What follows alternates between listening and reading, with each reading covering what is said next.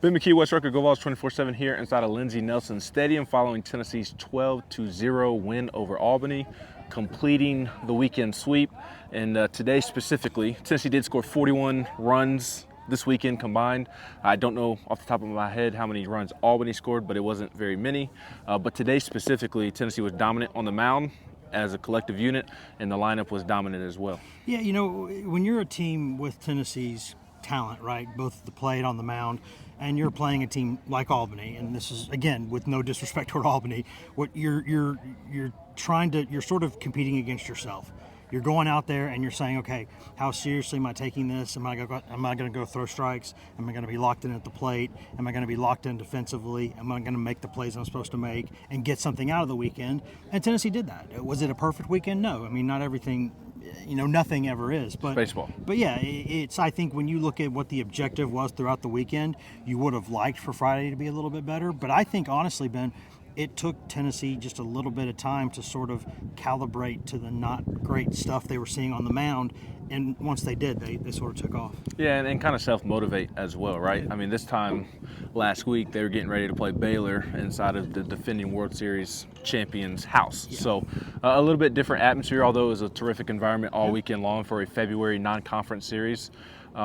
As you mentioned, Friday night wasn't the best. I believe it was 8-5 what was the score. And I did ask Tony after the game about his what I thought looked like a passionate speech out in the outfield. He claimed that he was trying to speak over the speakers. I don't know that I believe him, but I'll say I don't. Yeah, I don't either. But Tennessee did come out on Saturday, and the run rule was not in effect on Saturday, but Tennessee certainly got the job done as Xander Seacrest walks off the field after his strong start today. But Tennessee's offense exploded yesterday for 21 runs. I mean, up and down the lineup, everybody produced. Yeah, I mean, I really liked what Vitello said there just a couple minutes ago when we talked to him about what their situation is offensively and with the lineup. And it basically looks like a football 2 deep or 3 deep right now. And, he said, guys, be as patient as you can be, take advantage of every opportunity we can, and we'll get you every opportunity we think we can get you. Stay hungry, right? And then he made the Hungry Hippos reference and said, do any of these kids even know what that is? Which they maybe don't, because it's not on their phone screen. Hey. But, it's you have to be ready to go, right? You don't know exactly where you're going to be in the lineup. Unless your name is Blake Burke or Christian Moore or Billy Amick, you don't know that you're going to be in the lineup every single day. And even if you're Burke, you might be hitting second, you might be hitting 7th or 8th or 4th. Everything is going to be a little bit different because they're trying to figure out what they got. They're playing matchups. They're trying to, ride the hot hand in certain situations. You just have to stay ready. You have to be a good teammate, and you have to kind of know that you're going to get your moment to shine. And that's just sort of what they're in right now. And if you want to be an everyday locked-in player, go be as good as those other 3. Yeah, and then take advantage of your opportunities when they come your way. You have to stay ready so you don't have to get ready. That's the phrase that I like. And last thing on the offense, the 2 guys that really stood out to me this weekend, and I've been saying it for a couple of weeks, I don't know how Tony Vitello keeps Robin. Pat yourself on the back. I am, or if you want to pat me on the back for me, thank you. Robin Villeneuve and Dalton Bargo, their swings are so smooth. And Dalton's coming along, and the results are going to follow. The results for Robin have been immediate, and he just continues to find ways to get on base. 2 home runs over the last 2 days. I don't know how you lead them out of the lineup going forward. Yeah, Bargo's one of those guys that you just see that swing and you fall in love with it, and you say the numbers are going to get there. Just look at that swing. Look at some of these foul balls. Same with Peebles too. The numbers. They're hitting. They're barreling it when they get it. Like they're going to be fine. And then with Villeneuve, it's just such a compact, smooth, repeatable swing, not a lot of moving parts. He kind of does that whole tapping the thing when the ball comes through, and he's really locked in. He gives you great at-bats. That is just an absolute baseball player. That guy, I mean, it's not going to stay this way, obviously, but he's like 760 or something as his OBP right now. It's just stupid. He goes up there, he'll take pitches that aren't bad pitches. He'll wear one if he needs to. He'll give you energy. He'll go play in left field if you want. Bargo will go play anywhere you want in the field to get in the lineup.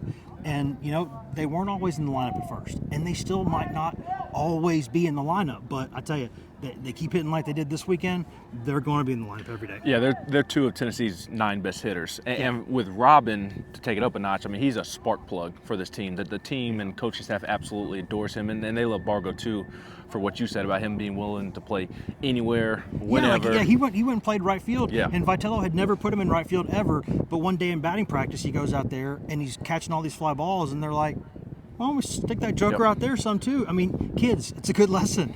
You never know. Go out there and work hard. Go out there and practice hard. They might see something. Yeah, they're the type of old school baseball players that baseball coaches just love. That's the best way to summarize them. And it was just a really good weekend for the offense, as you would expect, against a lesser opponent. On the mound, a good weekend as well, but hard not to ignore the cloud hanging over the staff right now, and that being kind of A.J. Russell's status up in the air. Left Friday's opener with what Tony Vitello called a side. Not an injury, but soreness in the side. Oblique-ish area, something over in I region. don't even want to mention oblique because we don't know that's for the closest body part that I know of to where they were pointing to. So I'm not a doctor. I'm just saying it's something in his side. And I think it's more up in the armpit area as well. Is the armpit not the side? It is. We're doctors here. Look at us. Yes, but I don't know. But I don't think that. I do think that they avoided major serious injury, but they'll know more in the next couple of days. And if I'm Tennessee, I think they're going to be very, very cautious leading up to conference play. And just talking to Tony now, it did seem like he's capable of pitching over the next couple of weeks, but maybe not in these next couple of immediate baseball games. Yeah, I would like to see him get one start before SEC play. If you're not worried about further injury. Yeah, if that's like, if he's good, even if you think he's good, wait another week after that, make sure he's good, and then just make sure that if possible he's ready to go by the start of SEC play. Trust your staff. Look at the opponents for the next few weeks. Trust your staff. Get some guys some experience. They do not push guys at this point in the season. They just don't. It's like, Vitello's like, basically early in the season, I want to hear every single thing that might be wrong with you. Late in the season, I don't want to hear anything unless something's broken, basically. And that's, I think, exactly the right mindset for a coach to have.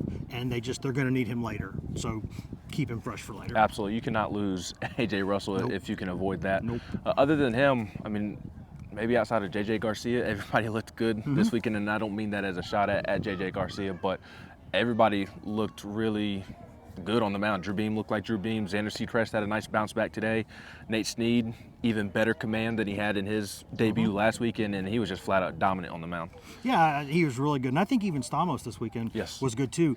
Hard to remember them all off the top of my head. Stamos, the numbers might say otherwise, but he had gotten everybody out, and then I think he kind of got squeezed on a strike 2 call or strike 3 call that would have ended the inning. It didn't. He walked the guy, and then one of the few good hitters that Albany's got put a really good swing on a ball that was really down and in, and just sort of rode it out of the park. And so the numbers will say he wasn't good, but no, to me he looked good. And Snead is really good. That cutter that he's developed in there, when you have the arm that he's got, when it gets warm out here, you're going to see triple digits a fair amount. That kid's a horse. And when you're throwing a cutter and a curveball and a little changeup in there too, that's a guy who, whatever his role is this season, could be either a really, really, really good back-end bullpen guy or starter going forward. Yeah, he's certainly going to have an important role on this pitching staff.